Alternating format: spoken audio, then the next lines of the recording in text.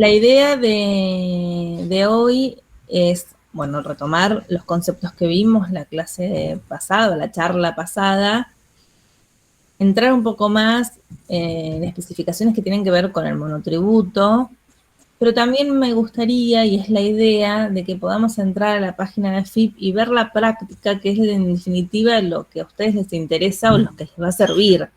Que yo les diga factura electrónica y no saben hacer una factura electrónica, digamos, no tiene sentido. Entonces la idea es lograr ir viendo y entrar investigando la página FIP y entender los conceptos de cosas por ahí ustedes pasan por arriba. Yo me olvidé, después se los voy a subir a la plataforma, si es posible. No sé si Carlos vos me das una mano, pero yo no sé Sí, si por ustedes se supuesto. acuerdan el caso de una emprendedora. ¿Se puede? Sí, sí, sí, sí, no hay problema. Ok, después lo voy a subir el artículo. De hecho, creo que en mi Instagram hay un vivo que hicimos con ella, una emprendedora de Buenos Aires. Hace un año y medio ya fabrica lámparas, hace lámparas de manera artesanal. Lámparas me refiero a la base con su pantalla y demás. ¿Y qué pasó? Se excedió en la facturación en el precio unitario habilitado que el monotributista puede facturar, y eso la excluyó del monotributo. ¿Qué significa? El sistema tributario le dijo, vos facturaste una lámpara, supongamos a valores de hoy, 50.000 pesos, por decir digamos, algo, un parámetro. Ella no especificó que eran muchas lámparas, no especificó y le puso eso, entonces el sistema directamente la excluyó del monotributo, la saca del monotributo a la condición de responsable inscripto.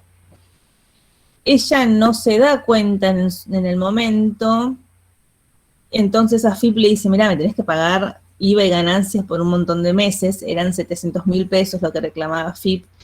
Y ella decía, no solo no tengo para pagar este dinero, sino que lo importante de todo es que al excluirla del monotributo, a pasarla a otro régimen, al régimen de responsable inscripto, su hijo con una discapacidad quedaba sin obra social. Entonces era aún más complicado. Ella juntó la documentación y bueno, logró revertir esta situación. Por supuesto que también fue una situación que fue demasiado pública, digamos que muchos emprendedores la apoyaron en las redes, salió en los medios y demás. Entonces yo creo que también AFIP hizo un esfuerzo en esta situación y logró revertir esta situación, pero bueno, en un desconocimiento de ella, facturó algo que hizo que digamos, se vaya del sistema. Entonces, por ahí uno a veces no, digamos, no le presta atención a ciertas cosas o no sabe, y pueden ocurrir estas cosas que estamos mencionando, que después yo voy a compartirle el artículo o algunos artículos que la verdad que le iba a pegar en el PowerPoint y después se me pasó. Voy a compartir pantalla. Bueno, entonces la idea, repito, la idea es esta, que podamos ver más en la práctica y que ustedes saquen las dudas para que, en una palabra, no meter la pata.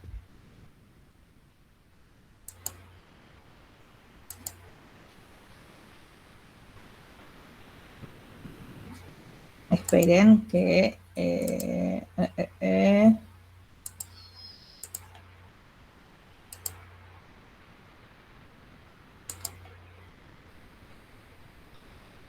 Acá está.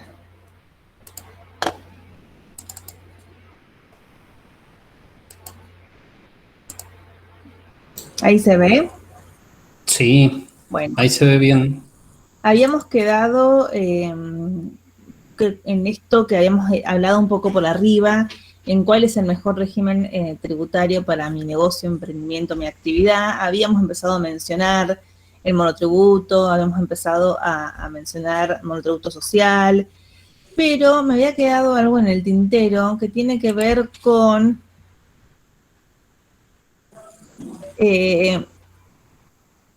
Lo que les agregué acá al PowerPoint, que no lo habíamos visto la clase pasada. Yo lo que no sé es porque yo lo veo, a ver, ahí está. Es un poco lo que vimos, digamos, de forma resumida, todo lo que vimos la charla pasada. Cómo se cargan los datos, que vimos cómo se sacaba la clave fiscal. Con respecto a la clave fiscal, ¿se acuerdan que habíamos visto el tutorial muy casero hecho por mí para poder blanquear o sacar la clave? Lo que me faltó mencionar con respecto a la clave, repasando después un poco las ideas de lo que habíamos hablado, era que la clave fiscal tiene niveles de seguridad. Esto es importante porque uno saca la clave fiscal de una manera y obtiene el nivel de seguridad 1, supongamos. Y con ese nivel de seguridad 1, uno puede hacer ciertas cosas. Entonces, si uno entra a la página de AFIP y saca una clave fiscal común desde la página, ese va a ser el nivel de seguridad 1. Y con ese nivel de seguridad 1, lo único que se puede hacer es, por ejemplo, subir el currículum para poder trabajar en AFIP. No va a poder hacer otra cosa. Después está el nivel de seguridad 2, el nivel de seguridad 3, que permite delegar los servicios de AFIP a otra persona. Por ejemplo, Luciana, delego a mi contadora que me pueda manejar ciertos perfiles, entonces la contadora entra con su clave y maneja ciertos perfiles míos. Eso es con el nivel de seguridad 3. Y después está el 4, pero digamos, ya después es mucho más sofisticado. Siempre nosotros pedimos el 3, que es con el que se puede hacer todo. Eso me faltó mencionar. Bueno, una vez que tenemos la clave fiscal, después hay que declarar los domicilios. Habíamos hablado algo de domicilios, vamos a volver a hablar un poco más adelante del domicilio real y el domicilio fiscal y el domicilio fiscal electrónico. Cada vez parece que el sistema y la actualidad y todo lo moderno va sumando cada vez más conceptos. Antes el domicilio real se supone que era el mismo domicilio fiscal, era el que aparecía el DNI, el donde yo vivía.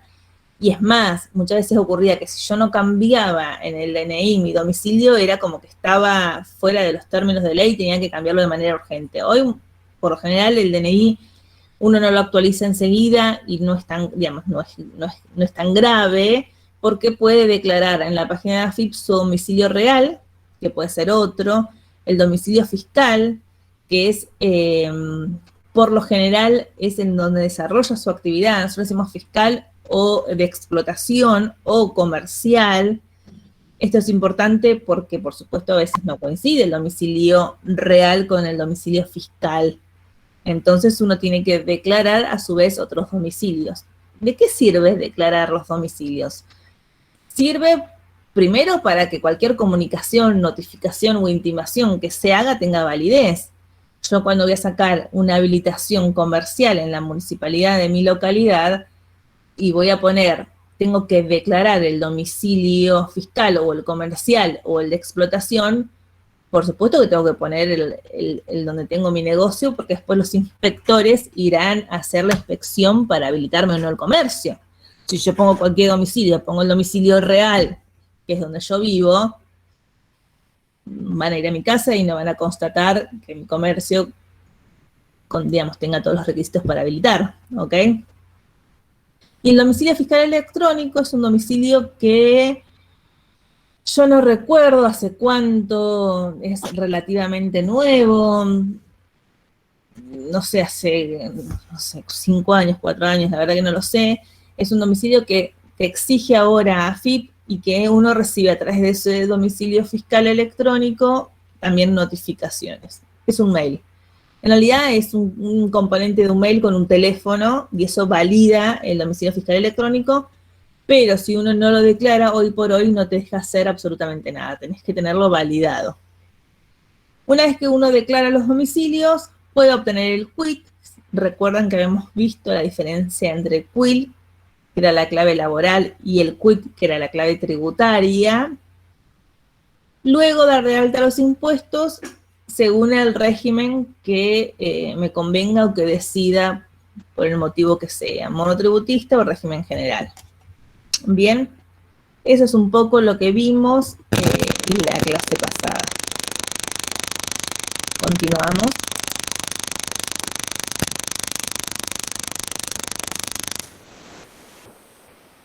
Me había quedado en el tintero que empezamos a hablar el tema de las facturas, el tema de los recibos, facturas electrónicas. Si bien lo hablamos y lo estuvimos debatiendo un poco, no sé si quedó de todo claro, entonces dije, bueno, ¿por qué no repasar cuáles son los documentos comerciales que son tan importantes y que uno no le da a veces, digamos, la importancia necesaria, la importancia que se merece? Uno factura y factura. ¿Cuántas veces han escuchado, quizás a ustedes mismos les ha pasado, que no me prestás una factura?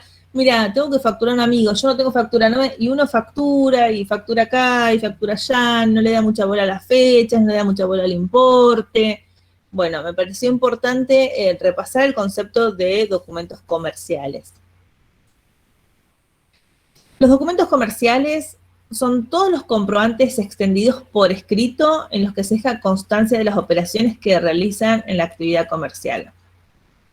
Yo le puse de acuerdo a los usos y costumbres y según las disposiciones de ley. ¿Por qué? Porque muchas veces los usos y costumbres establecen algo y la legislación, que es tan dinámica en nuestro país, va cambiando esta dinámica y a veces el hecho de que siempre se haga de una manera no significa que esté bien o esté legalmente bien.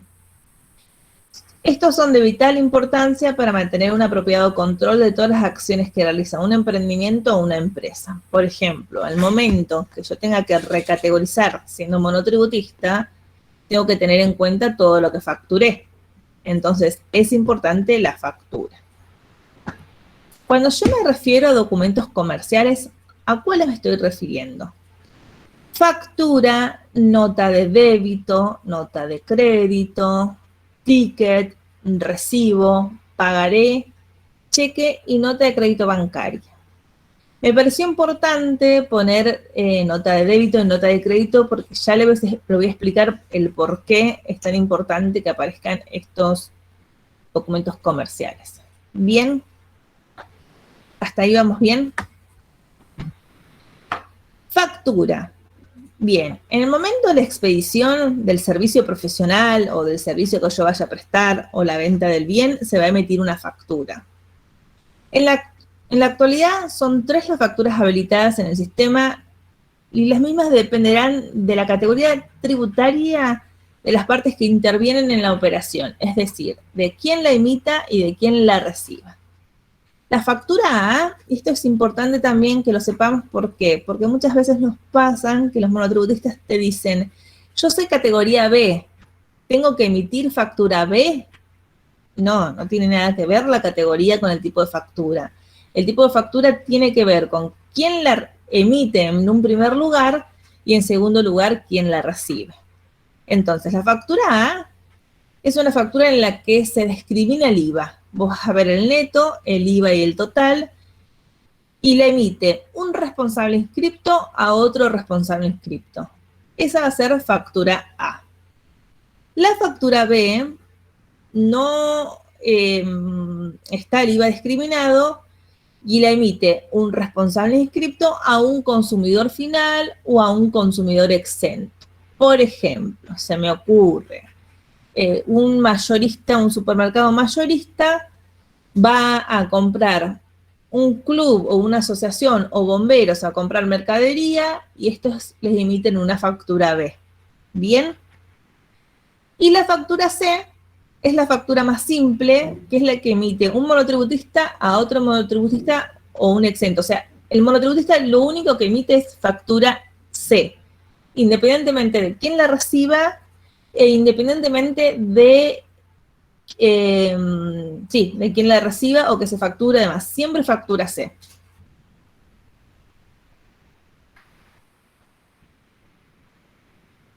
Estas imágenes que yo saco, que por ahí les muestro, son imágenes que están en las páginas de AFIP, o sea que cualquiera que por ahí ustedes tienen duda o demás, pueden ir a la página de AFIP y sacar estas infografías, no sé cómo ellos lo llaman, que están toda la información. Así que pues, yo se las copié acá porque aparte me parece que son muy gráficas y muy, digamos, bastante claras.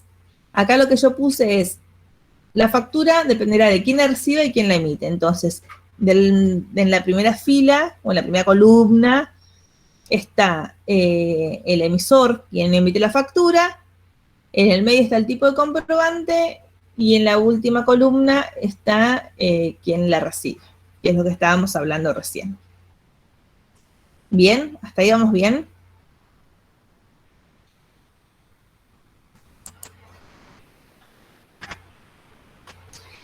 Acá les copié una factura cualquiera, un modelo de una factura.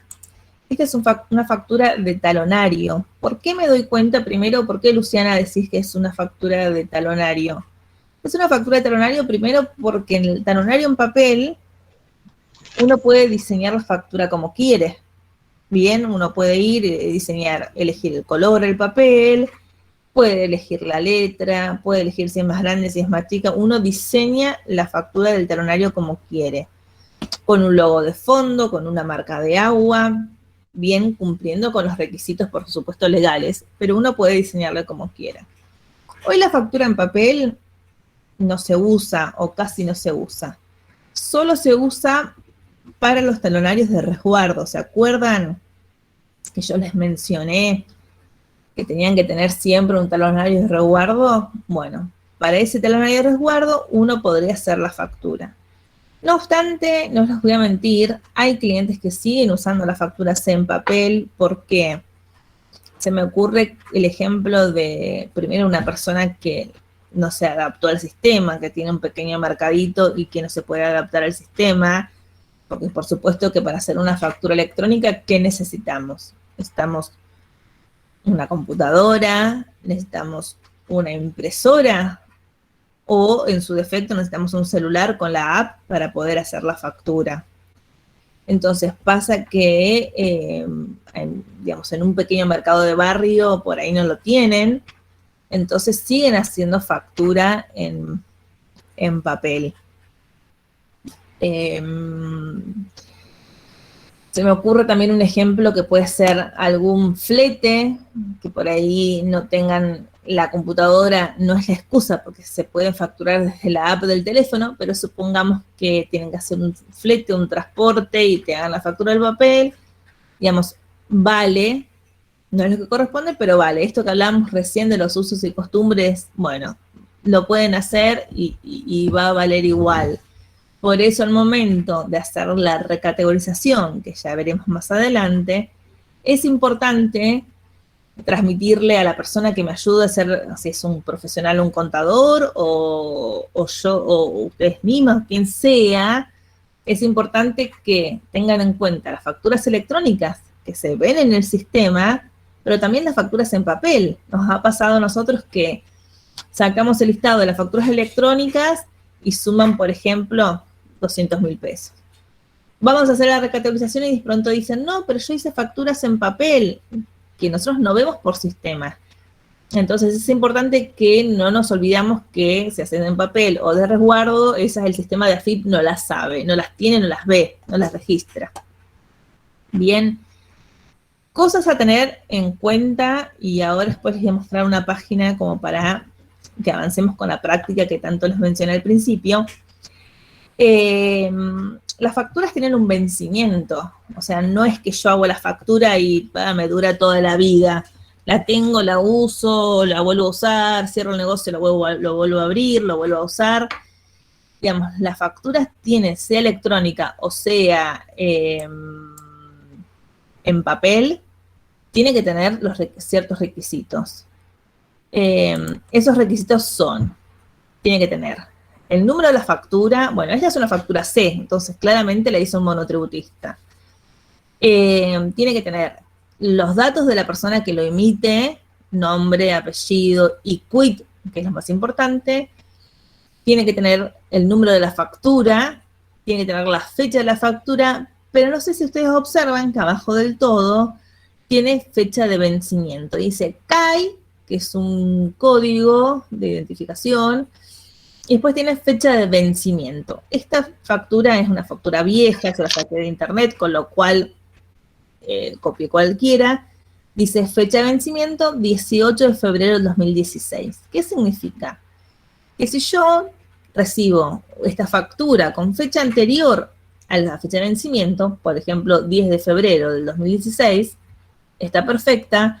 Ahora, si yo recibo esta factura con fecha 9 de septiembre del 2021 y tiene fecha de vencimiento 2016, está mal.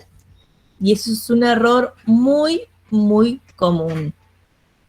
Bien, ¿por qué es común? Porque uno no se da cuenta, porque lo desconoce, porque recibe esa factura y no pasa nada, no lo controla. Entonces hay que estar atentos a eso. Por supuesto que cuando se empezó a usar factura electrónica, uno de los primeros que empezaron a chillar fueron las imprentas, porque de pronto las imprentas que hacían facturas todo el tiempo, talonario y demás, se estaban quedando como sin trabajo. Entonces, ¿qué pasó?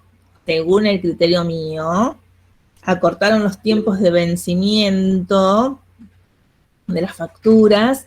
Entonces, vos cuando emitís tenés un año, ¿verdad, Leo? Es un año nada más de validez del talonario. ¿Y el de resguardos? Y el de resguardo a veces depende de la antigüedad del monotributo, son 2. Pero no es que duran para siempre, ¿ok? Creo que había una pregunta. Perdón, Luciana. Sí. Luján Lucero pregunta si las facturas electrónicas también tienen vencimiento. Tienen vencimiento. Ahora les voy a mostrar.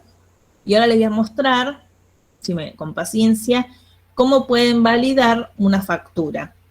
A ver, no es que ustedes cada vez que reciban facturas se van a tener que empezar a validar y controlar las facturas.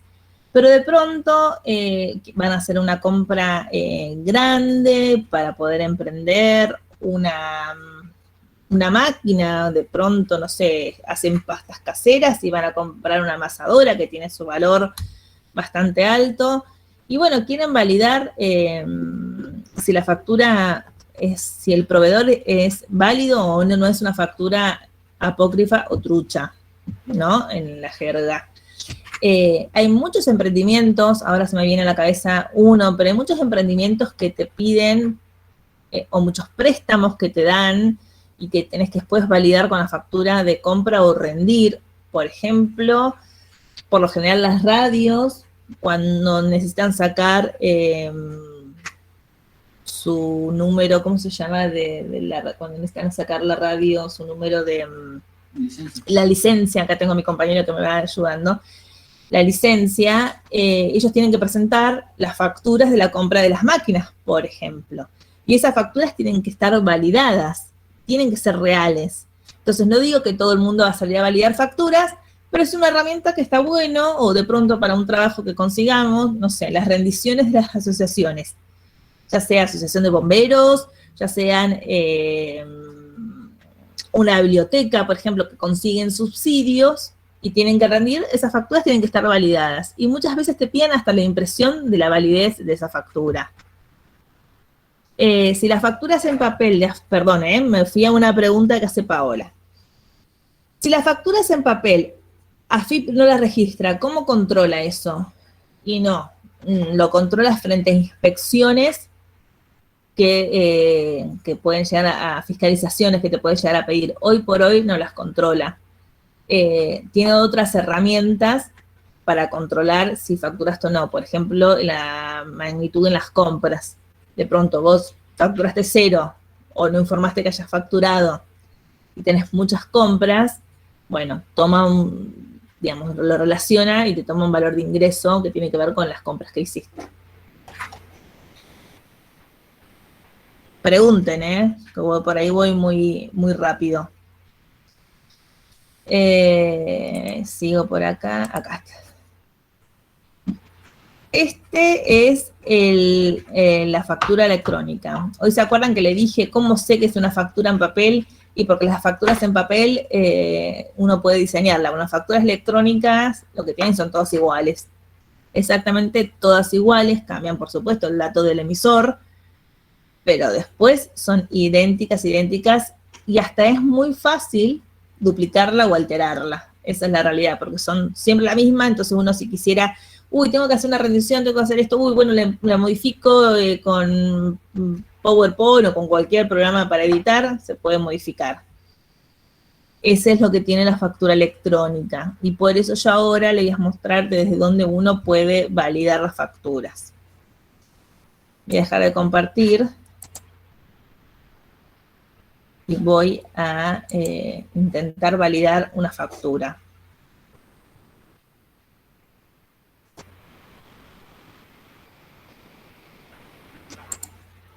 ¿Tienes una factura en mano para pasarme?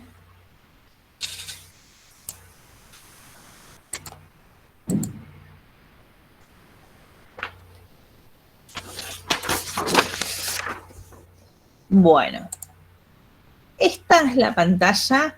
¿Cómo la busco, Luciana? Googleamos constatación de CAE, validación de la factura, y aparece esta pantalla. Bien, insisto, no es una práctica que ustedes tienen todo el tiempo, pero es una herramienta que me parece importante saber. Digamos, insisto en esto, hay emprendimientos donde te piden la validez y te piden imprimir la constancia de quit, que lo vimos la clase pasada, y te piden imprimir la validez o no de la factura.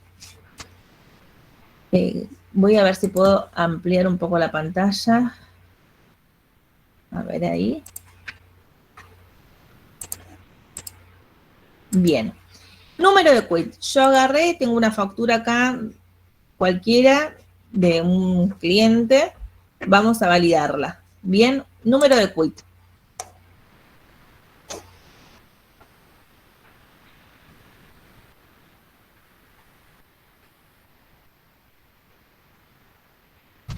Número de CAE. ¿De dónde saco el número de CAE?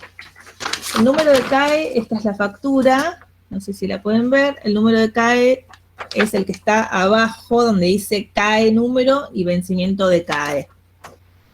Bien, vamos a cargar el número de CAE.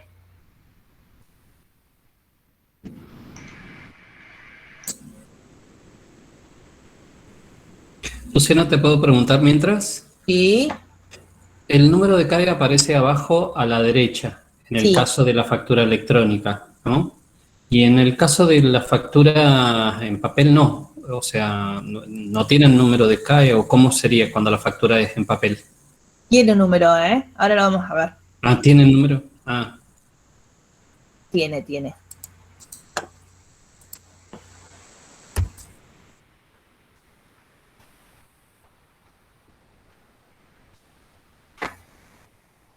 Bueno, acá te pide el importe. Y te pide los comprobantes de quién la recepcionó.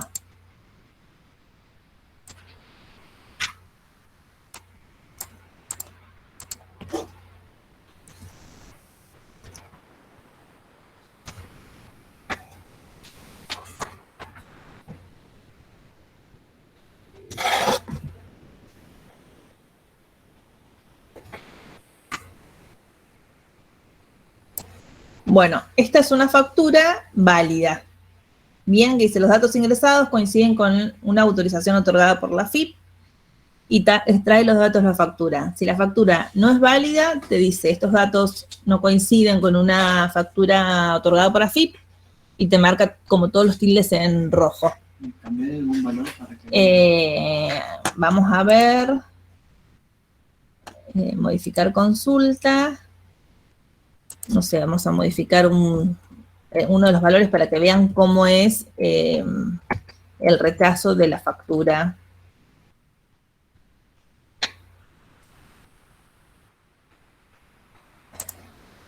¿Ven? Ahí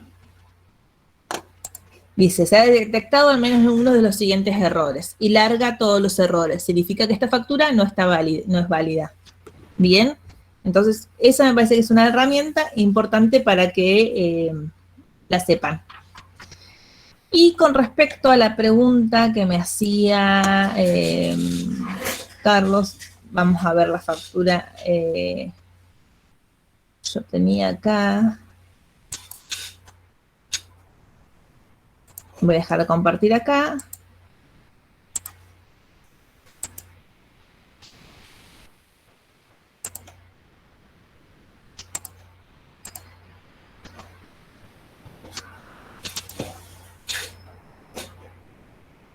Ahí, Carlos, en esta factura, que es una factura talonario, abajo dice CAE. arriba de la fecha de vencimiento, no sé si la ves, también tiene un número. Muy claramente no se ve, pero si mueves el mouse A ver. por encima de la parte, ahí va mejorando. Para que me fui de... Ahí se ve mucho mejor. Ese es el número de calle de la factura para validar. Ah, ¿Ok? Ok, ahí se ve, sí. También está abajo a la derecha, igual que en la factura Solo electrónica.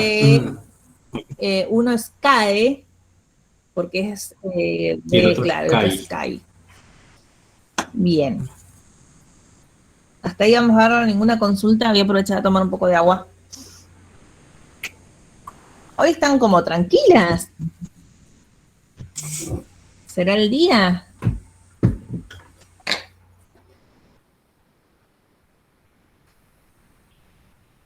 Bueno, sigamos. Y si le dan una trucha que tiene. Bueno, si le dan si ustedes reciben una factura trucha o apócrifa, lo que tienen que hacer es denunciarlo en la FIP. Eso es lo que deberían hacer.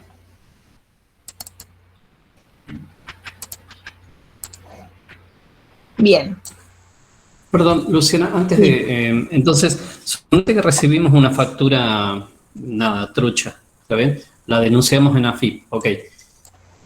Y me quedo sin la factura, o sea, la operación no tengo, digamos, ninguna forma, ninguna otra forma de tener yo un comprobante. AFIP no me... Claro, o sea, si me engañó y perdí y no tengo más nada, no tengo factura. No hay manera no hay manera. No tienen constatación del gasto.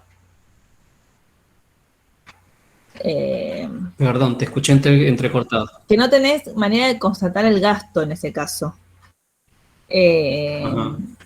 A ver, si vamos a hilar fino, por supuesto que podrás haber hecho quizás una transferencia bancaria que te sirva como para constatar frente a FIP ese gasto y que vos puedas, depende de tu condición tributaria, deducirlo o no, pero la factura como gasto no la tenés. Por eso, digamos, es una herramienta. Nosotros, por ejemplo, tenemos como el sistema nuestro contable y de IVA, cuando carga, es como que de manera automática medio que la va validando. Porque si no, no tenés constatación del gasto, no podés, o sea, no podrías en un balance usarla, por ejemplo. Claro. Bien, cosas a saber que yo puse como para no olvidarnos en el tema de de facturación.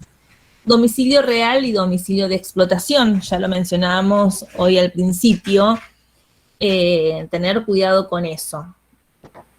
Tanto domicilio real como domicilio de explotación se relaciona con el punto de venta.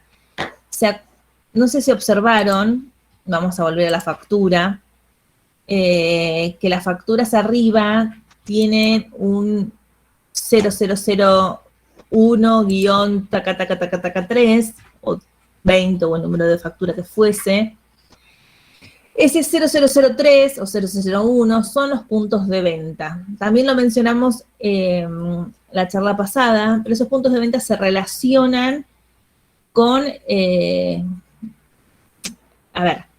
relacionan con el criterio que ustedes quieren establecer en su actividad. Por ejemplo, hay gente que lo relaciona con su domicilio de explotación, entonces tiene kiosco número 1 en la calle Tucumán, el kiosco número 2 en la avenida Roca. Entonces es punto de explotación 1 y punto de explotación 2, por ejemplo. Hay gente que dentro de una misma explotación, de un mismo domicilio comercial, tiene dos actividades. Supongamos, venta de pastas frescas y venta de bebidas.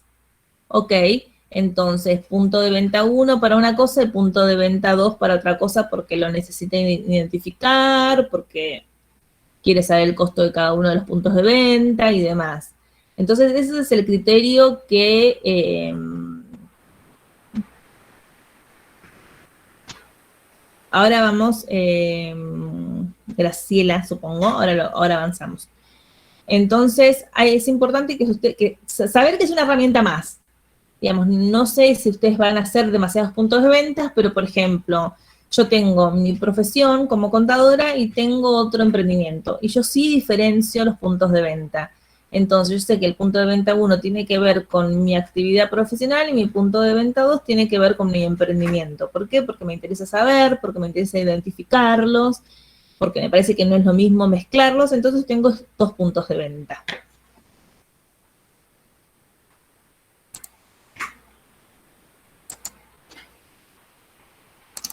La diferencia, vamos a ir a la pregunta que consulta Graciela. La diferencia entre una facturación de monotributo social y una facturación de monotributo común, la diferencia es en realidad que vos no podés facturar más que la categoría más baja del monotributo. O sea, un monotributista social no puede facturar durante 12 meses, digamos, durante 12 meses, más que la categoría más baja del monotributo. Bien, esa es la diferencia de un monotributo social. Por supuesto que también el monotributo social como el monotributo común tienen que ver con este punto que vamos a hablar ahora. Precio unitario. A ver, esto es lo que yo le mencionaba al principio de la charla de hoy. Esta emprendedora que hacía lámparas había facturado más de lo que el monotributo permite de precio unitario, que hoy por hoy ese número es de 39.401,62. ¿Qué significa esto?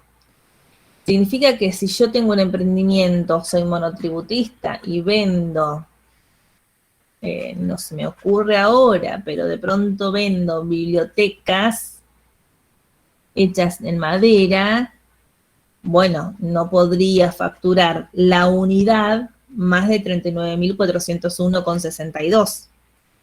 Bien, esto es importante. ¿Por qué? Primero es importante porque no es un valor tan alto del que estamos hablando. Digamos, el tema de la inflación y demás, calculen que si uno vendiera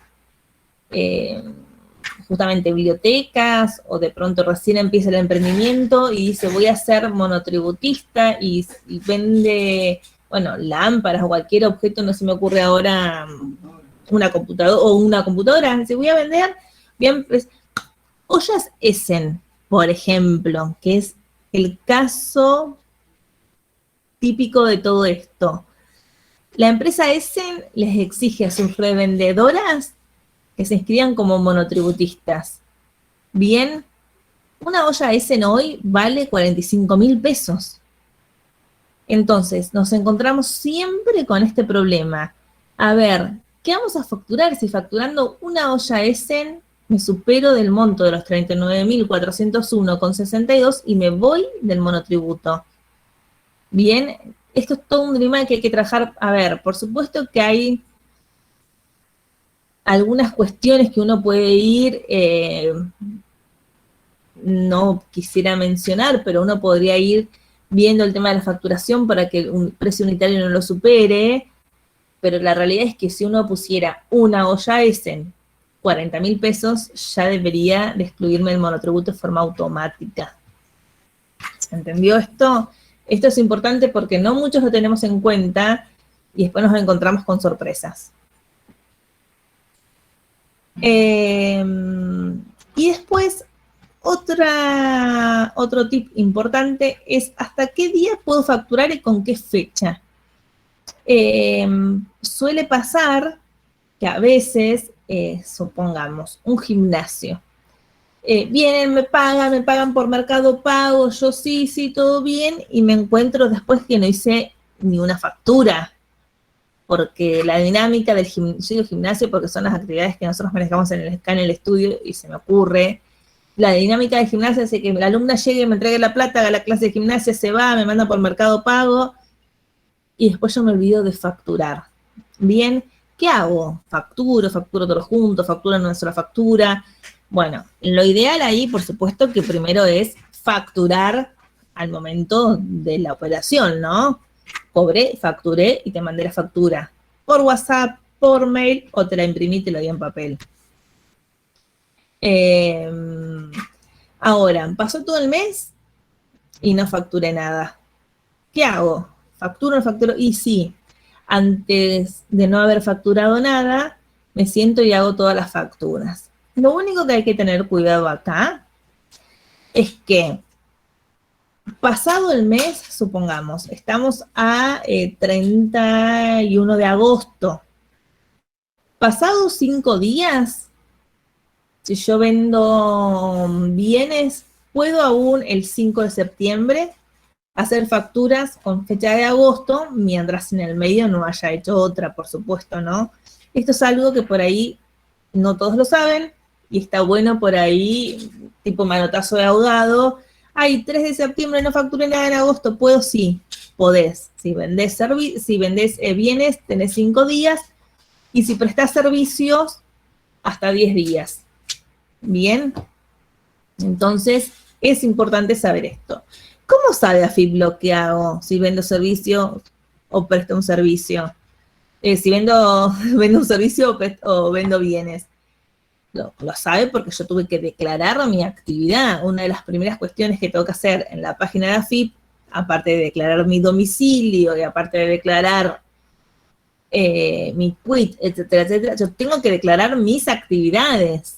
Será una, será dos o hasta 3 si soy monotributista. Entonces, si yo pongo venta minoristas de zapatos o de artículos de cuero, por supuesto que AFIP toma que yo vendo zapatos de cuero. Si después me arrepiento y digo, no, mira, presto un servicio de zapatero, no quiero vender más zapatos, quiero arreglar los zapatos, bueno, tendré que cambiar mi actividad y decir, no vendo más, presto un servicio de arreglo y mantenimiento de zapatos de cuero. Entonces, AFIP lee esa información. ¿Bien?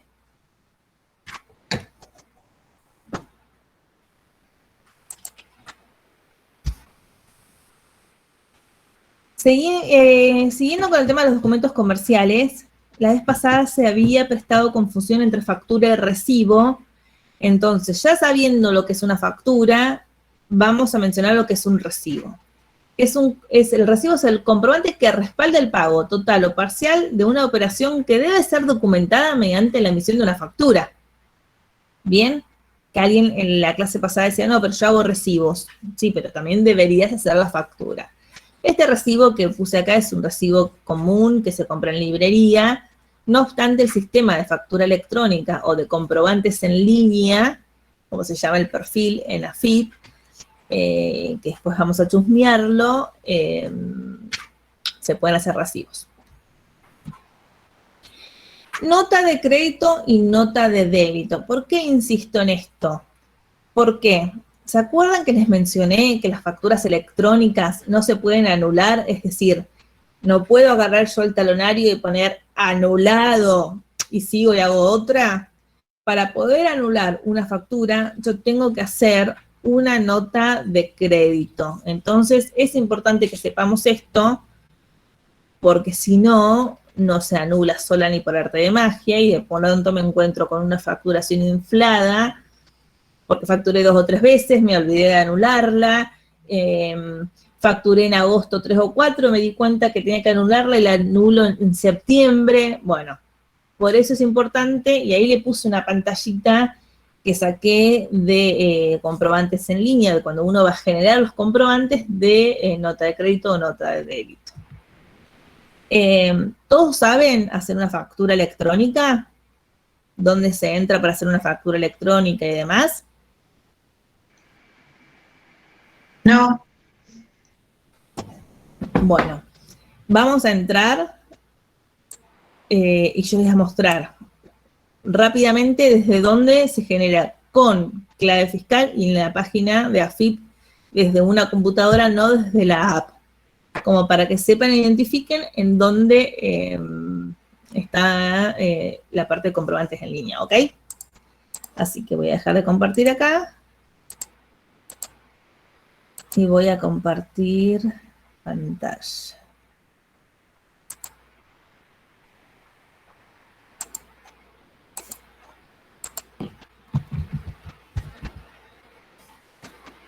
¿Ahí ven todos?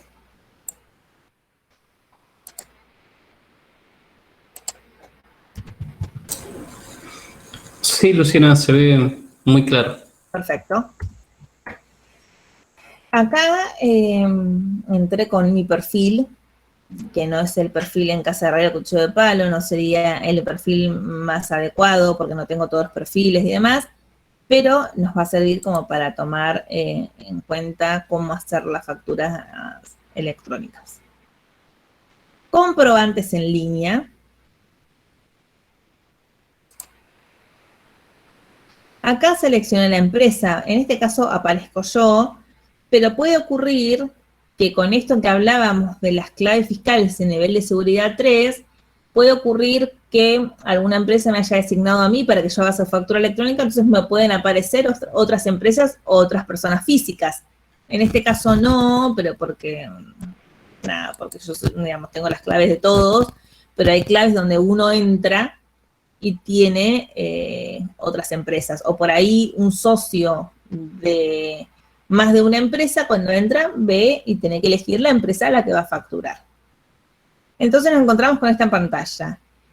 Generar comprobantes, consultas, datos adicionales del comprobante, ABM de puntos de ventas, ¿se acuerdan que ya lo vimos? Lechería no va, tabaco y el resto de los conceptos en este caso no los usamos. En consultas, es para consultar las facturas que yo emito. Por ejemplo, si yo pongo del 9 de septiembre del 2020 a la fecha, no pongo nada y me trae todas las facturas que yo hice. Uno de los defectos que tiene la página de AFIP y que más de una vez hemos reclamado es que te trae como las facturas así y uno no puede... O sea, tienes que entrar a poner ver para poder ver la factura, que te podría agregar una columna más y traerte el importe, por ejemplo. No, vos tenés que entrar a cada factura y ver la factura. Eso es un bajón. Luciana, ¿Sí? Paola hace consulta, pregunta, dice, entonces conviene facturar nada más, o sea, no hacer recibos. Exactamente, conviene, a ver, conviene no, hay que facturar y los recibos uno lo podría emitir si de pronto se encuentra con que uno cobra un abono mensual, por ejemplo, y no los cobra enseguida. Entonces, al momento por ahí de la recategorización o al momento de constatar ingreso, uno dice, mirá, yo facturé 50.000 pesos este mes, pero la realidad es que nada más cobré 10.000. Acá están los recibos, digamos. Por ahí uno puede agarrarse de esa herramienta para constatar más que nada para el tema de las recategorizaciones de monotributo.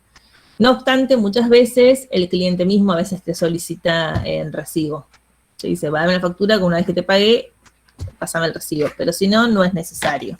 No es algo común que todos, como yo, hago la factura y no emito recibo, porque después me queda la constancia de la transferencia bancaria o lo que fuese y no emito recibo. Bueno, comprobante en línea, o sacar Luciana, generar comprobantes. Puntos de venta a utilizar. ¿Se acuerdan que acá hablábamos de los puntos de venta? En este caso tengo el punto de venta 3. ¿Se acuerdan que yo le había dicho que el punto de venta tenía otros puntos por un emprendimiento? Bueno, por una cuestión de practicidad lo había sacado, pero los tengo. De hecho, tengo el 3. Y acá... Perdón, Luciana, ¿sí? Estamos viendo la pantalla principal, la de AFIP. No estamos viendo dónde estás completando la factura. Ay, ¿cómo hago? Deja de compartir esta pantalla y pones compartir la pestaña o la ventana en donde ahora estás viendo. Viste que abre una ventana emergente AFIP con la nueva, entonces nos quedamos viendo la ventana anterior. Sí. Ahí yo estaba reembalada.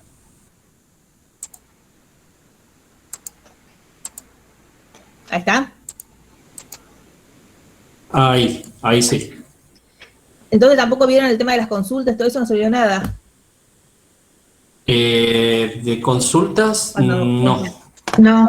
No, pero si cambias de ventana vamos a salir. Sigamos esto, les vuelvo a mencionar el tema de las consultas, que era que si yo voy a consultas, acá consulto todas las facturas que yo hice, que les mencionaba que lo que tiene de defecto es que no puedo ver el importe, tengo que entrar a cada una de las facturas para poder ver el detalle de lo que facturé y lo que cobré y demás, de las facturas. Y para generar el comprobante, voy a generar comprobantes, acá elijo el punto de venta a utilizar, y acá me trae tipo de comprobante comercial. Y acá está la factura C, vieron que está también el recibo, nota de débito y nota de crédito. Fecha de comprobante, esto es lo que yo le decía, yo hoy puedo hacer con la fecha de hoy, pero si no hubiese hecho con fechas anteriores, puedo aún poner 31 de julio. ¿Por qué? Perdón, 31 de agosto. ¿Por qué? Porque el sistema lo permite, tiene ese desfasaje de días, que está bueno saber que existen. No confiarnos, pero saber que existe.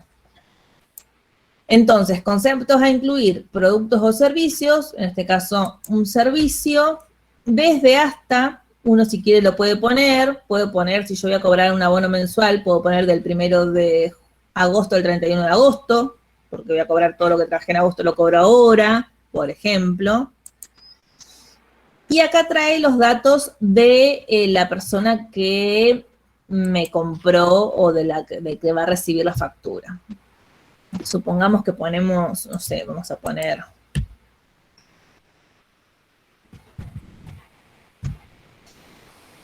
un cliente cualquiera que me está pagando, comprobantes asociados, si hubiese remitos, yo le voy entregando mercadería durante el mes, por ejemplo, no sé, por semana le tengo que entregar 20 cuadernos artesanales. Bueno, le hago un remito, tengo que tener algún comprobante de que le entrego 10, 15 o 8. Bueno, ahí los asocio con los remitos. Continuar y me voy con la pantalla final. Arriba, no sé si observan que me va marcando datos de la operación, paso 3 de 4, como para ir teniendo en cuenta los pasos. Este código es un código identificatorio interno de cada uno de ustedes. No significa que ustedes ponen un código 1, siempre va a tener que usar el código 1 para las botellas de vidrio con tapa verde, por ejemplo. No es mal, nosotros le ponemos 1, es como un código de control, pero la verdad que no tiene nada específicos un código. Si ustedes quieren tener la mercadería codificada y demás, lo que pueden hacer es que muchos clientes lo hacen y les resulta fácil, es como un Word o un Excel con el código y la descripción, entonces copian y pegan y ya tienen el detalle, porque aparte la sesión dura poco, entonces por ejemplo, código 100 copian y entonces tienen un cuaderno espiralado de hojas blancas, código 101 y lo van copiando y pegando. En este caso ponemos, no sé, honorarios, cantidad 1, acá ustedes pueden seleccionar, yo no selecciono nada o le pongo otras medidas, pero ustedes tienen un montón de cosas para elegir, precio unitario 100, y me trae el importe total. Siendo monotributista no tengo que hacer absolutamente más nada. Continuar, por supuesto que ahí ya tendría la factura, ¿no? Y me lo genera en PDF, que yo puedo mandarla por WhatsApp, por mail, guardarla en una carpeta, imprimirla o dejarla. Si no hago nada de eso, se me cortó la luz, pero la llegué a hacer, bueno, voy a la parte de consultas, como les mostré antes, y la bajo de nuevo, la vuelvo a mandar, la imprimo, no pasa nada. ¿Bien? Así se hace una factura electrónica.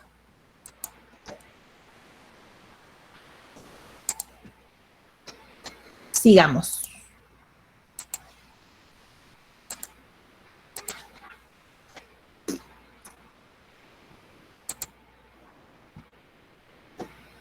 Bueno, volvemos al tema del régimen que más nos conviene o el que más quiero para mi emprendimiento. Esto lo modifiqué. ¿Se acuerdan que habíamos hablado? Puedo trabajar en relación de dependencia, que es una historia que no nos interesa ahora, o puedo trabajar de manera autónoma. Digamos, estoy en la otra vereda, trabajo de manera independiente. Y puedo ser monotributista social o no social, le puse yo, porque en realidad es monotributista, no tiene un nombre que digamos no social, común, normal.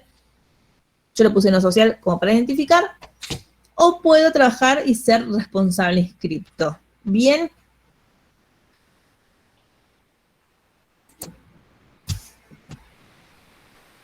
El monotributo social. ¿Cuáles son los requisitos para que yo pueda entrar en el monotributo social? Realizar una única actividad económica de manera independiente.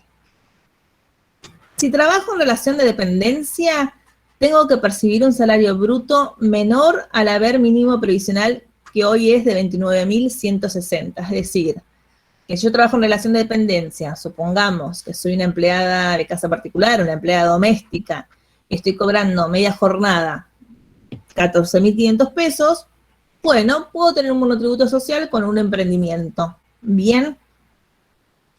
También el monotributo social se usa mucho para cooperativas de trabajo cuando son 6 asociados como mínimo. Eso también es muy común, que por ahí si hay negocios o emprendimientos donde se forman cooperativas, que a los socios de esas cooperativas se les pide el monotributo social. Bien, requisitos. Contar con un ingreso bruto anual inferior a 282.444,69. ¿Qué quiere decir? Que si yo en mi emprendimiento sé que voy a tener un ingreso mayor a este, no puedo ser monotributista social. Bien, este importe es la categoría A del monotributo normal. Es decir, que si yo voy a cobrar eso o más, no puedo ser monotributista social. Ser propietario de hasta 2 bienes inmuebles siempre que uno de ellos se encuentre afectado al emprendimiento productivo. Bien, o sea que si yo tuviese 3 inmuebles, no podría ser monotributista social. Ser propietario de hasta 3 bienes muebles registrables. ¿Qué significa esto? Si yo tengo 4 motos, por ejemplo, no podría ser monotributista social. No ser profesional universitario en ejercicio de tu profesión como actividad económica. No ser empleador ni titular de acciones o cuotas partes de sociedades comerciales. Es decir, soy socio de una sociedad, una SRL, no puedo ser monotributista social. Contar con ingresos que provengan solo de la actividad económicamente declarada, sin tener en cuenta prestaciones compatibles. Es decir, si tengo otro tipo de ingresos, por supuesto que no podría ser monotributista social. Bien.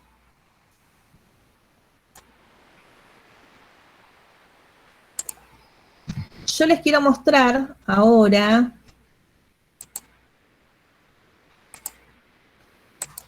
un poco cómo es la inscripción del monotributo social. ¿Por qué? Porque lo que tiene el monotributo social con respecto al monotributo normal, no social, común, es que se gestiona a través del ANSES. Como se supone que va a ser para un emprendedor que tiene un nivel económico distinto al monotributo normal, un emprendedor ¿cómo es que le dicen ellos? Vulnerable, que tiene una situación económica precaria, usan esa palabra. Entonces es el ANSES quien regula, quien da las altas y las bajas de este tipo de monotributo.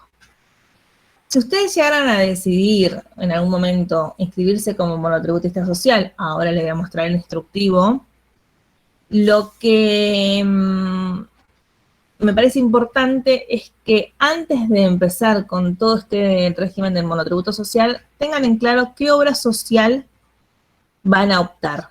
¿Y por qué les digo esto? Porque muchas veces se traba al momento de ustedes elegir la obra social. Como tienen que ir con toda la documentación o presentar, y ahora lo vamos a ver, toda la documentación, muchas veces se traba esto, hizo una pavada, pero se traba, o al menos era la mayor traba, se traba en la parte de la elección de la obra social. Entonces, ustedes tienen que ir con eso claro, saber cuál es la obra social. Ahora puedo aprovechar y les voy a mostrar de dónde también se pueden ver el listado de obras sociales, como para que sepan qué obra social pueden elegir. Creo que lo mencionamos un poco, yo ya no me acuerdo de la clase anterior, que mencionamos que uno debería elegir una obra social, en principio, que tenga sucursal en la localidad donde estén. Ese es el gran problema que tenemos hoy con las empleadas en casa particular, porque la obra social por defecto que tienen ellas, que es la obra social para empleadas de casa particular, la sede más cerca, al menos en Roca, está en Neuquén. Entonces, por más que la pandemia actualizó y digitalizó y modernizó un montón de cosas, hoy por hoy, las empleadas de casa particular, que muchas veces no manejan mails, muchas veces no manejan WhatsApp, están como complicadas, entonces muchas veces exigen el cambio a otra obra social. Entonces, mi recomendación es cuando uno tiene que elegir la obra social, que sea una obra social que esté en la localidad en principio, que tenga oficina física en la localidad. A ver, hay una pregunta. ¿Luciana? Sí. Sí, eso te iba a decir. No, que hay preguntas de Graciela. Graciela dice, ¿el monotributo social tiene algún beneficio en cuanto a jubilación o algo relacionado con el IVA? Las obras sociales no permiten adherentes como por ejemplo Centro Empleado de Comercio o la de la Fruta. Bien. El monotributo social, ¿qué estamos pagando en el monotributo social? Estamos pagando la obra social y estamos pagando la parte previsional. O sea que el beneficio que tengo es que voy a tener años de aportes para poder jubilarme en un futuro. Eso sería el beneficio, digamos. Ese es el objetivo también. Estamos hablando de un sistema solidario en el Estado, en Argentina. Entonces, si uno aporta para la parte previsional para que yo pueda jubilarme en un futuro, la realidad es que también estoy aportando para el sistema y para el jubilado actual. Entonces, la idea justamente es gestionar ingresos para ese tipo de, digamos, de recursos para ese tipo de hoy de jubilación que digamos, jubilados de ahora. Las obras sociales no permiten adherentes, como por ejemplo centros de empleados de comercio o la de la fruta. Bueno, ahí tenemos como dos cosas para ver, adherentes y de obra social. Adherentes, cuando Graciela se refiere a adherentes, es yo pago mi parte previsional con mi obra social, pero también lo pueden hacer y puedo adherir y pagar las diferencias de mi grupo familiar directo, o sea, de mis hijos y de mi marido, o mi compañero, mi concubino, lo que fuese. Ahora, para eso tengo que pagar un adicional, pero independientemente, lo que dice Graciela tiene razón. Las obras sociales están negadas a recibir tantos empleados de casa particular como monotributistas. Van a escuchar todo tipo de excusas, que no hay libro de actas, que no hay folio para cargar, que no hay formulario, que no hay turno, que no hay... Las obras sociales tienen la obligación de tomar monotributistas o monotributistas sociales. Entonces, lo que nosotros siempre, siempre aconsejamos es, primero ir a la obra social y ver, en este caso comercio, cuáles son los requisitos para que yo me pueda adherir a la obra social. Yo y mis adherentes. ¿Cuántos no importa mis adherentes? Bueno, ahí te van a pedir. Por lo general son los últimos 3 pagos del monotributo, etcétera, etcétera. Si te dicen que no hay lugar, que te ponen en una lista de espera para el mes que viene todo, hacer el reclamo de manera automática en la Superintendencia de Salud. Nosotros acá en Roca tenemos oficina de la Superintendencia de Salud en la calle Avenida Roca, y si no, de manera online, llamando a un 0800, o sea, que generen el número de expediente para este tipo de reclamos, porque si no van a estar meses dando vuelta, aportando a una obra social y sin beneficios de esa obra social. Bien, entonces no se queden con la respuesta que le da la obra social y que le dicen no hay lugar, no hay cupo, no hay formulario y demás. Que muchas veces es cierto, muchas veces es cierto porque los pases de las obras sociales se tienen que quedar sentados en un libro de actas, ese libro de actas tiene que estar emitido por la Superintendencia de Salud, y muchas veces la Superintendencia de Salud no le hace llegar esos libros de actas a las obras sociales. A veces es real, pero bueno, no es la culpa de nosotros. Yo estoy pagando mi obra social y quiero mi obra social. Gisela dice, si ya elegiste obra social y no sabías todo esto, ¿se puede cambiar la obra social? Yo estuve 1 año de monotributista sin obra social. Sí, es tremendo el tema de las obras sociales con el monotributo. Sí, se puede hacer. Una persona puede hacer cambio voluntario de obra social una vez al año, o una vez cada 12 meses, mejor dicho, no una vez al año. Una vez cada 12 meses puede hacer cambio voluntario de obra social. Recuerden que cuando hablamos de obra social, estamos hablando de obras sociales sindicales. Ahora vamos a entrar y le voy a mostrar el listado. No de prepagas. Prepaga es una empresa de salud donde yo pago y tiene prestaciones similares a la obra social. Ocurre que hay obras sociales puentes, le decimos nosotros, que son obras sociales que fueron creadas con ese fin. Entonces está la obra social de el no sé cuánto, que yo aporto, pero en realidad esa plata va a parar a OSDE, por ejemplo. Entonces, a través del monotributo, aporto a una prepaga que después tendré que pagar la diferencia o no. Pero siempre tiene que ser obra social. Ahí yo voy a chusmear para mostrarle.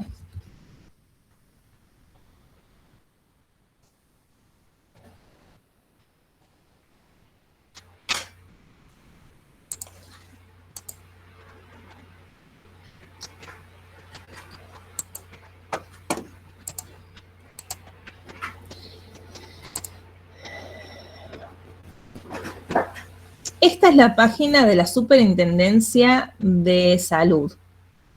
Bien, y acá está el listado de las obras sociales. Todo listado de las obras sociales que uno podría optar.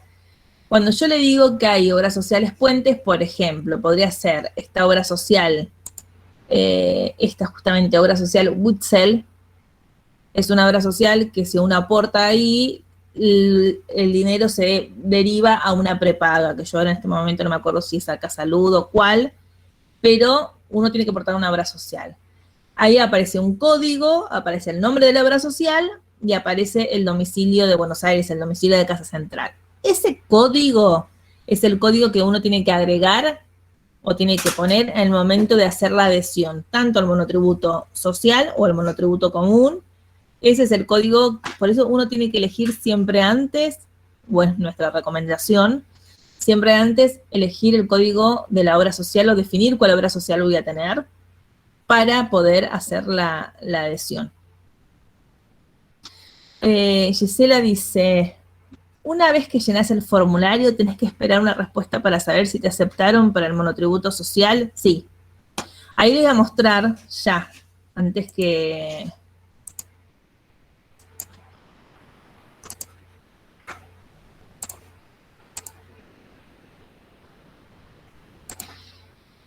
Como yo les mencionaba, el monotributo social se gestiona a través de la página del ANSES.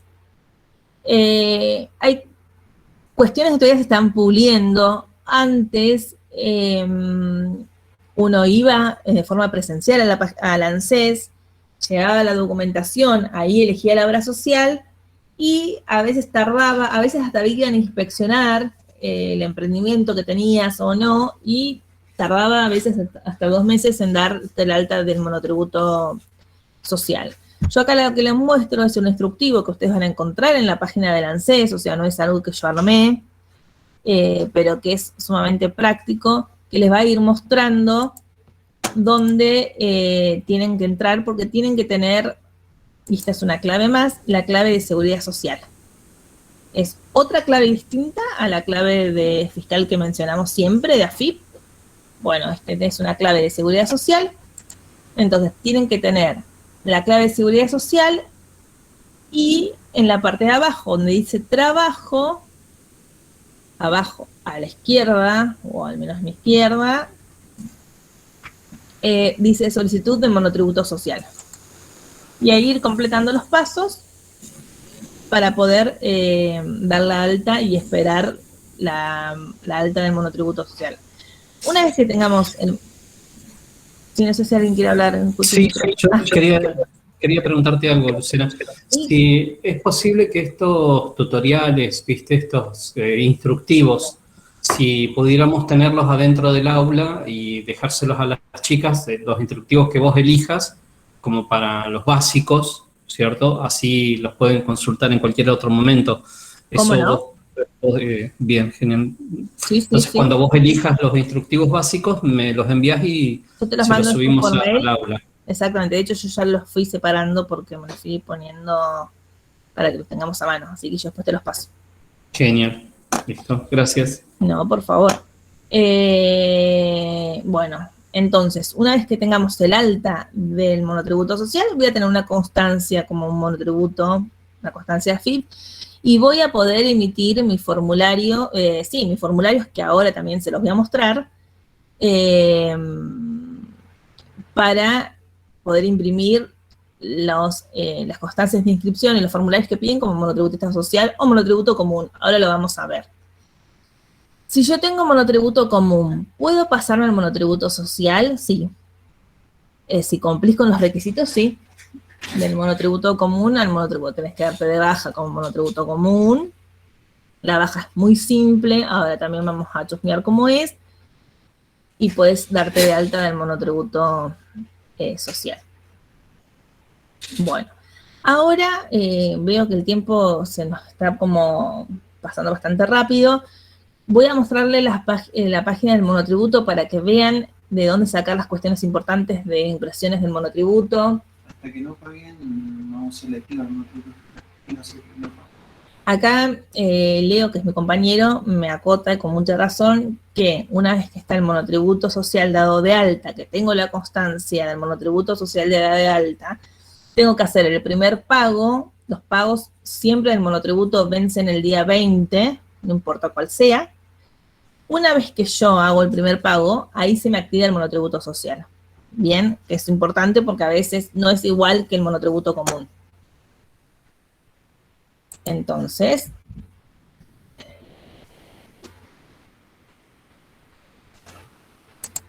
no sé, acá tenemos todo un equipo para que no se nos pase nada.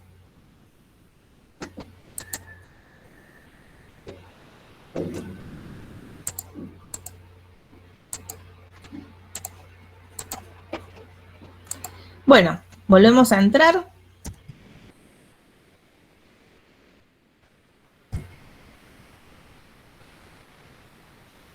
Apa. Me pifié algún dedo.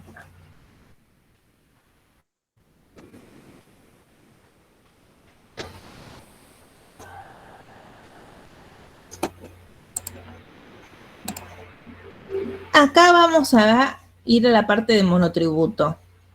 ¿Ok? Y acá es donde tengo que dejar de compartir yo y volver a ir a la otra, ¿verdad?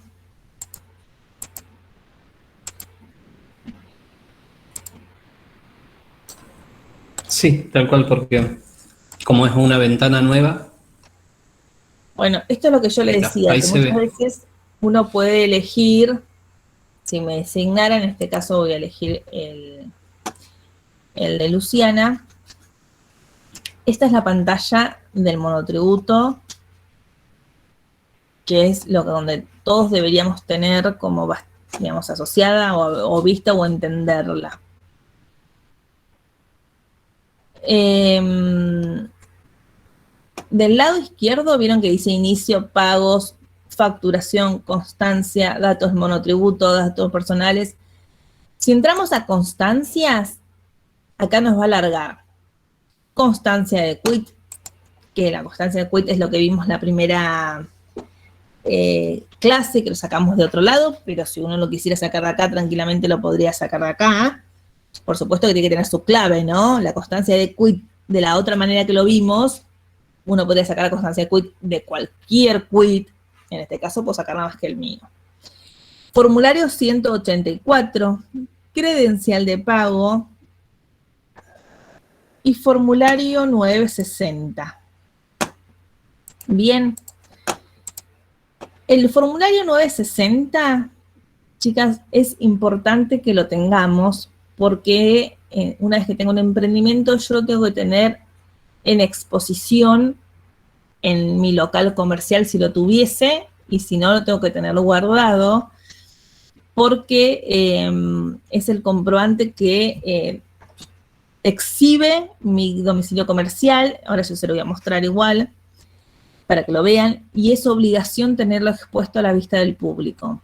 Así como también es obligación, en teoría, si yo tengo un local comercial y si no lo tengo y presté un servicio, mi recomendación es que lo tengamos en un folio, en una carpetita, es la constancia de inscripción, el último pago del monotributo, el 960, la data fiscal, que se lo voy a mostrar, Y hay un formulario que después se los voy a mostrar, o se los voy a subir, uno lo tengo a mano ahora, que tiene que ver con rentas, que es un formulario que dice se cobra con todos los medios de pagos, es un formulario que rentas exige que esté exhibido.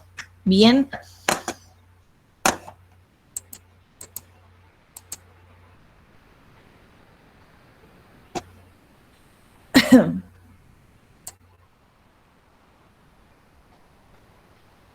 A ver si puedo.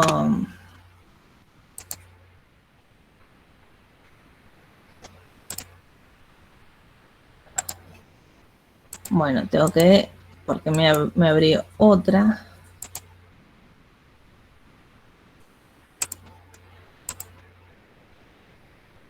No.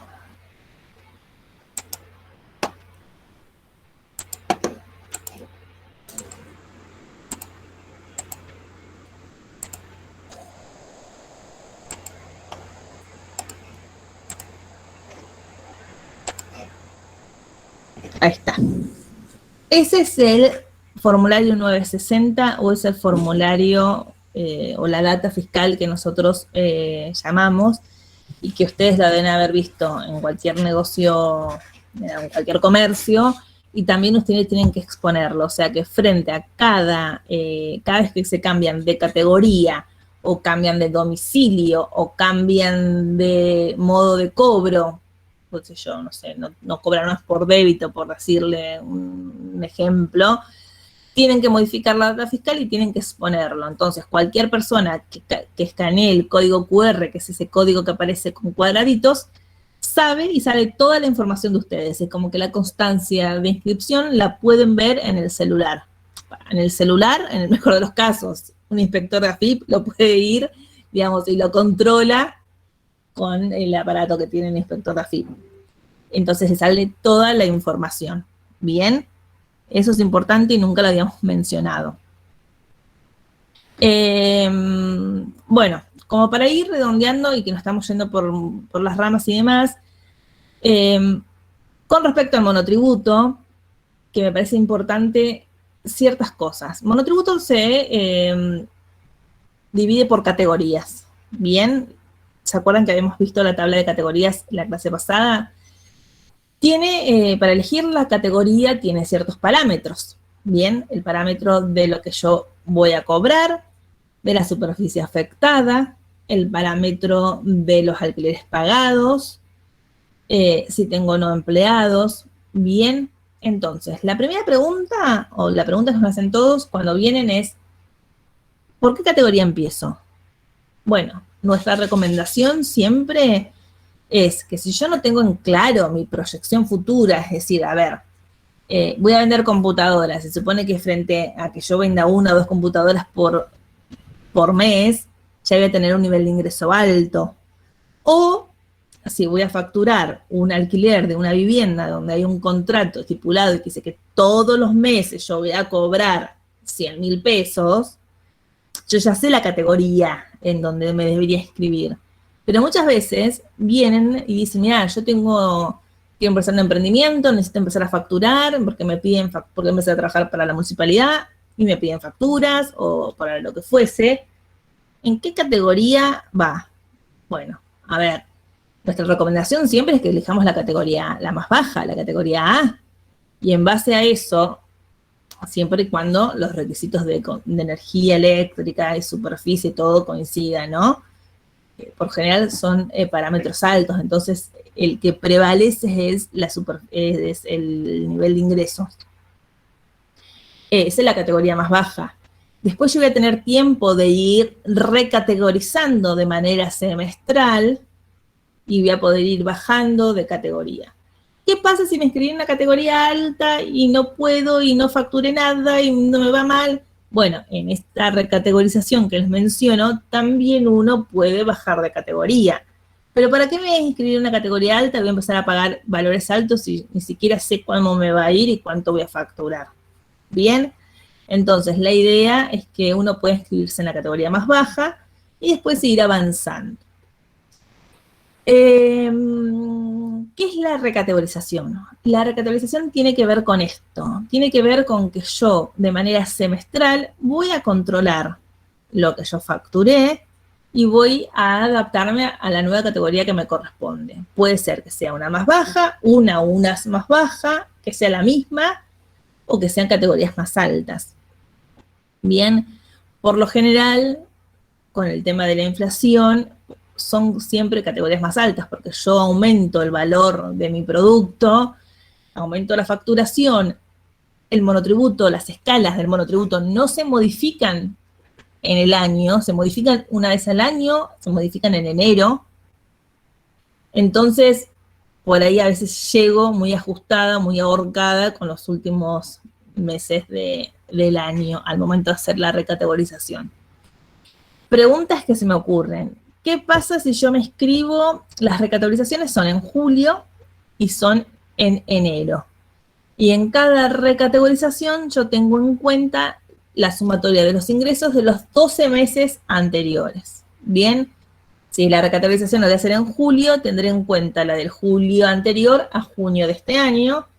Y en enero tendré todo el año calendario. ¿Qué pasa si me inscribí y no tengo 12 meses? Bueno, hay que analizar cada caso, porque si tenés menos de 6 meses de antigüedad en el monotributo, no hay que hacer recategorización, pero si tenés 8 meses, hay que anualizar los ingresos, que significa que tengo que sumar todos los ingresos, dividirlo por 8 meses y multiplicarlo por 12. O sea, anualizo todo para ver en qué categoría estoy. ¿Qué ingresos, Luciana? Bueno, estos que venimos hablando. Los ingresos de las facturas electrónicas más las facturas en papel o las facturas de resguardo si las hubiese. No nos tenemos que olvidar de esas facturas. ¿Qué otra? No se me ocurre más. Estoy pensando con respecto a recategorización. Bueno, si me acuerdo algunas consultas, se las transmito. Ahí Paola dice, ¿cuándo es conveniente pasar a responsable inscripto? Bueno, el temido pase a responsable inscripto, porque la verdad que todos tememos pasarnos a responsable inscripto. En realidad es más el miedo que genera, pero porque genera otro contexto de otras cosas que tiene que ver más allá con la administración de un responsable inscripto monotributista. Por ejemplo, una de las cuestiones que tiene que ver con la obra social. Yo me paso de monotributo a responsable inscripto y lo primero que pierdo es la obra social. Entonces, la verdad que muchas veces uno juega con la facturación y ve cómo puede hacer para no quedarse sin obra social, porque en algunos casos es una persona física, pero muchas veces es la persona física más los adherentes, no sé, 3 hijos, 4 hijos. Entonces, que de pronto se quede sin obra social todo el grupo familiar, la verdad que es bastante costoso y es bastante complicado. Entonces, siempre el temor del pase a responsable inscripto tiene que ver con eso. Tiene que ver con la obra social, tiene que ver con el pago de la parte previsional. Es mucho más costoso el pago de la parte previsional en la manera de autónomos. Y después la administración del mes a mes, que ya, digamos, a ver, la idea del monotributo del régimen simplificado, el monotributo en realidad se llama el régimen simplificado, y del monotributo unificado en Río Negro, la idea es que uno pueda llevar sus cuestiones contables, impositivas de manera independiente, no necesitar un profesional. Entonces, uno debería poder hacerlo solo. En el caso de responsable inscripto, ya tenés que hacer más declaraciones juradas mensuales y anuales y necesitas, por ejemplo, de un profesional. Entonces, hasta es más costoso porque vos vas a tener que pagar un contador para que te haga las declaraciones juradas de IVA mensuales, para que te haga las declaraciones juradas anuales de ganancias y de bienes personales. Entonces, es un poco más complicado y un poco más costoso. Si no te queda otro remedio, bueno, por supuesto hay que hacerlo. Pero significa un gran paso en un emprendimiento. De hecho, ya no sería un emprendimiento, ya serías una pequeña pyme, me digo yo, ¿viste? Te transformás en el paso superior al monotributo. Chau, Silvina, bueno, me alegro mucho. Pero ¿cuándo es conveniente pasar? En realidad es cuando es conveniente cuando ya los parámetros del monotributo te excedes. Entonces, si vos tenés que vender una unidad o facturar una unidad de algo de 45.000 pesos, ya ese parámetro te excede el monotributo y bueno, es conveniente que pases de responsable inscripto. Te pasaste a la facturación, bueno, será conveniente que te pases a responsable inscripto porque ya no podés facturar más. Tenés más de 3 unidades de explotación, ¿se acuerdan que mencionábamos? Tendrás que pasarte también a responsable inscripto si los parámetros te exceden. Esa es la realidad. Carlos, yo veo que se están yendo. No sé si querés que redondeemos. Sí, son 7:30 y sí, habría que tratar de cerrar. Bueno, en definitiva, lo que yo quería transmitirle era más allá de los conceptos legales, de qué es un monotributo, de la ley del monotributo. Este año la ley del monotributo cambió 3 veces. Entonces, en lugar de ponernos en lleno, yo lo que quería era transmitirle todas estas cuestiones de la práctica que hacen que ustedes, en principio, se ahorren un dolor de cabeza y que entiendan cómo funciona en la página de AFIP, dónde leer. Yo después, como decía Carlos, le voy a dejar después todos los instructivos de esta página del ANSES, que entiendan que hay un monotributo social, que hay un monotributo común, que puedan entender el tema de la obra social, qué hacer frente a la obra social cuando me niega en la prestación. Y bueno, lo que les mencioné la vez pasada, si tienen consultas, pueden hacerlo a través de la plataforma, pueden hacerlo a través de mi Instagram, que es @mamá.contadora. Y lo que me faltó mencionar, pero porque no nos dio el tiempo, pero se los menciono muy rápido, es el hecho de que yo estoy registrada como monotributista, por ejemplo, me otorga beneficios de como, por ejemplo, pedir un préstamo. El CREAR tiene siempre líneas de préstamos, habría que ver de créditos o préstamos, como ustedes quieren decirle, que piden constancia de inscripción al monotributo, piden pagos de los últimos 3. O sea, está bueno el tema de poderme registrar como monotributo y demás. Es importante saber que uno tiene cierta edad, que se va a aportar y después se quiere jubilar y tener esos años de aportes, siempre lo digo, no es lo mismo un cliente que se sienta enfrente mío que de pronto tiene 65 años y quiere un emprendimiento a uno que tiene 20, que yo digo, bueno, mirá, es importante empezar a aportar. Tengamos en cuenta todo eso. Así que les dejo un beso, espero les haya servido. Ahí me dice Victoria Luciana, yo soy responsable inscripta, si bien tengo una contadora, me gusta saber cómo manejar nuestro sistema tributario para cumplir con las obligaciones fiscales. Claro, es importante saber y entender. El hecho de que tengan un profesional o alguien que les dé una mano, no dejen siempre de preguntar y de entender, de última, o sea, en definitiva es su bolsillo y su emprendimiento, su negocio lo que están cuidando. Así que bueno, les dejo un beso y encantada por esta oportunidad. No, muchísimas gracias a vos, Luciana, por tu tiempo y la predisposición, y la verdad que ha sido muy claro de un tema y un ámbito que es muy complejo para nosotros los simples mortales. Es todo un lenguaje difícil, toda una concepción distinta que solo se usa en aspectos legales, y por ahí la mayoría de los emprendedores y emprendedoras siempre estamos como de alguna forma tratando de encontrar cómo mejorar los procesos, y esto lleva un lenguaje y una complejidad tan difícil que, bueno, por lo menos vos nos pudiste acercar a algunos conceptos básicos que la verdad te agradecemos mucho. Bueno, nada, recordarle a las chicas que los materiales, y que por ahí Luciana también nos va a facilitar no solo las presentaciones, sino también algunos instructivos que vamos a aprovechar y dejar ahí. Ella va a elegir para que les resulten algunos procesos más fáciles a ustedes, pero la intención es que el aula no solo contenga el video, sino que contenga algunos tutoriales, instructivos que puedan servir. Y bueno, nada, y por mi parte nada más, y muchísimas gracias. Ha sido un verdadero placer escucharte y la verdad que hemos aprendido un montón. Bueno, me alegro.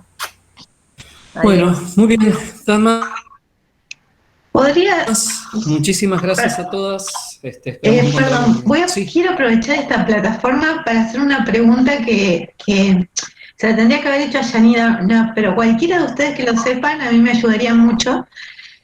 Con respecto por ejemplo, cuando uno tiene en el emprendimiento, por ejemplo en Facebook, tiene un número o un pulsa a donde lo va a llevar al WhatsApp de uno, al número de teléfono de WhatsApp. ¿Hay alguna manera de tener un número para el emprendimiento y otro personal, o uno ya pierde el teléfono, digamos, lo personal? Pierde, ya se convierte en una empresa, podríamos decirle, y ya no tiene más un WhatsApp personal. Sí, mira, sí, pasa esto con WhatsApp Business, ¿viste? Lo que te hace, por ejemplo, si vos te lo descargas y te lo instalás, te toma a tu número WhatsApp, perdón, como lo el voy a ya anotar. el número empresarial, Perdón, lo voy a anotar. ¿viste? ¿Cómo se llama? Entonces, para poder tener o desligar, perdón, WhatsApp Business. ¿Cómo se llama la? ¿me preguntás de vuelta? Ah, ahí te pasó, ahora te lo escribo en el chat. Ah, bueno. Pero el tema es así, digamos,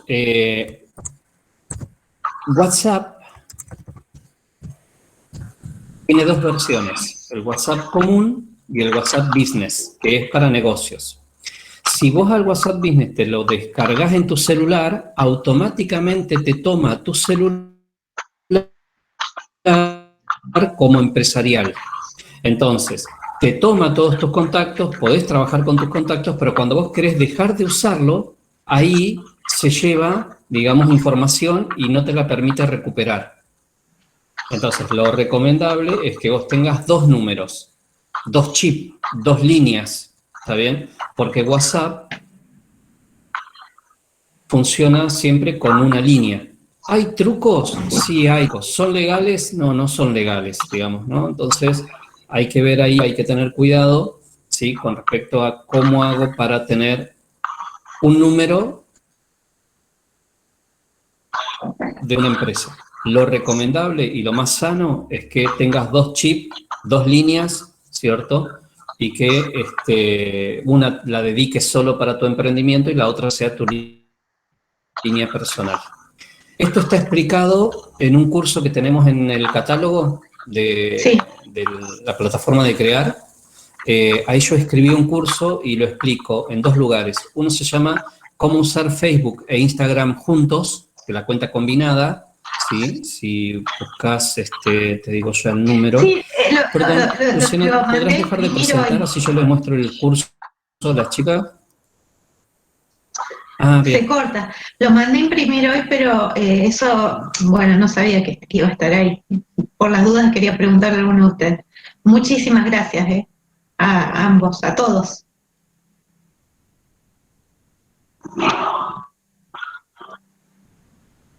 No, allí, no, por favor. ¿Alguna otra consulta que haya quedado por allí antes que cerremos la sala?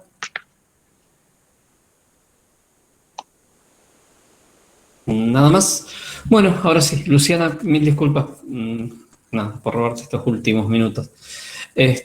Bueno, placer, muchísimas gracias y nos estaremos viendo en otra capacitación. Hasta luego, gracias. Adiós.